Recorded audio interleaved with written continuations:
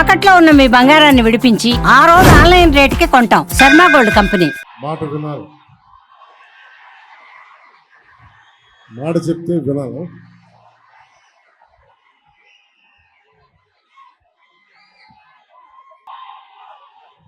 ఈ సభకి Harihara Veeramallu pre release ఈవెంట్కి విచ్చేసిన పెద్దలు ప్రతి అందరికీ మా తోటి కూటమి ఎన్డీఏ కూటమి నాయకులందరికీ ముందుగా నా హృదయపూర్వక నమస్కారాలు. గౌరవ mayor, first citizen of Visakhapatnam Shri Peela Srinivasa Rao గారికి మనస్ఫూర్తిగా నా హృదయపూర్వక నమస్కారాలు. అలాగే వంశీకృష్ణ యాదవ్ గారికి,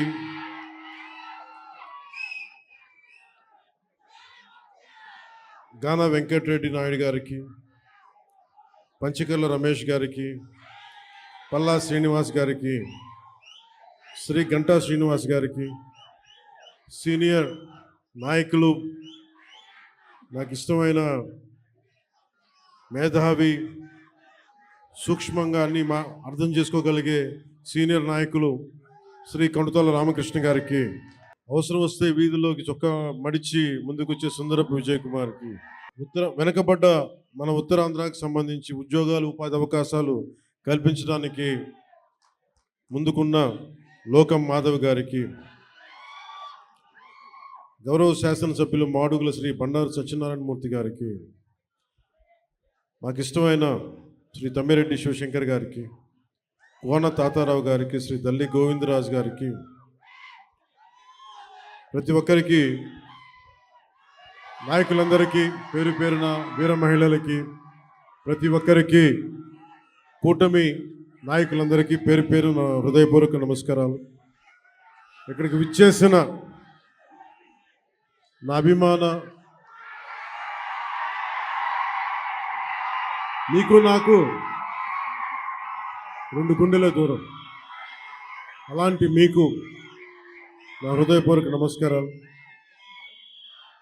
ఒక 1000 మంది వస్తే 10 మంది కూటమి చేరితే ఎలాంటి పరిస్థితులు ఉంటాయో అనే పరిస్థితుల్లో ఎంతో శ్రమ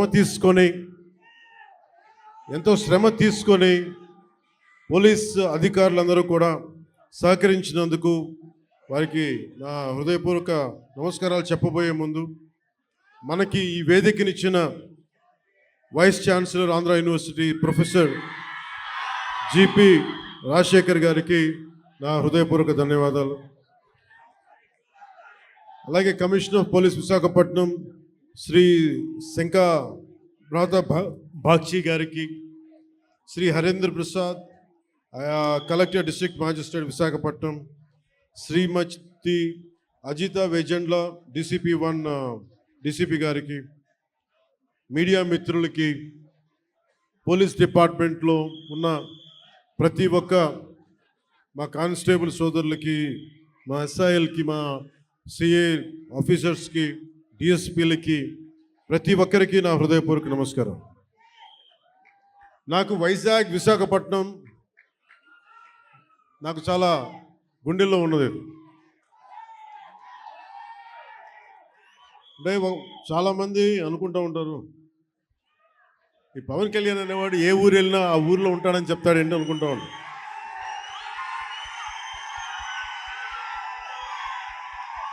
సత్యానంద్ గారు,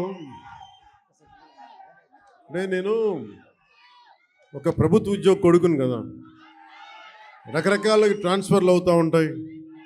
ఇందాక సత్యానంద్ గారు చెప్పినట్టుగా నాకు విశాఖపట్నం తోటి నాకు పరిచయం ఏంటి అంటే, నాకు ఈరోజుకి గుర్తులేదు, 92లో నన్ను పిలిచారండి. 92 సత్యానంద్ గారు. అంటే నేను ఏమవ్వాలి అనుకునే పరిస్థితుల్లో చిరంజీవి గారు నన్ను, వీడు ఇంట్లో ఉండి పాడైపోతున్నాడు, ఇంట్లోంచి బయటికి వెళ్ళేవాడు కాదు. ఒక 16 ఏళ్ళ అమ్మాయిని ఎలా పిలుస్తారు ఇంట్లోంచి బయటికి వెళ్ళకుండా, నన్ను ఇంట్లో పెట్టేసేవాడు. నాకు వెళ్ళాలంటే ఇట్లా ఉండేవాడిని కదా అప్పుడు. అలాంటి నన్ను తీసుకెళ్ళి వీడికి ఏదో ఒకటి ఇంట్లోంచి పడేస్తే తప్ప వీడు ఏదో నేర్చుకోవడం చెప్పి ఆయన పిలిచి నన్ను విశాఖపట్నం పంపించారు. అలాగే విశాఖపట్నంతో నాకు పరిచయం.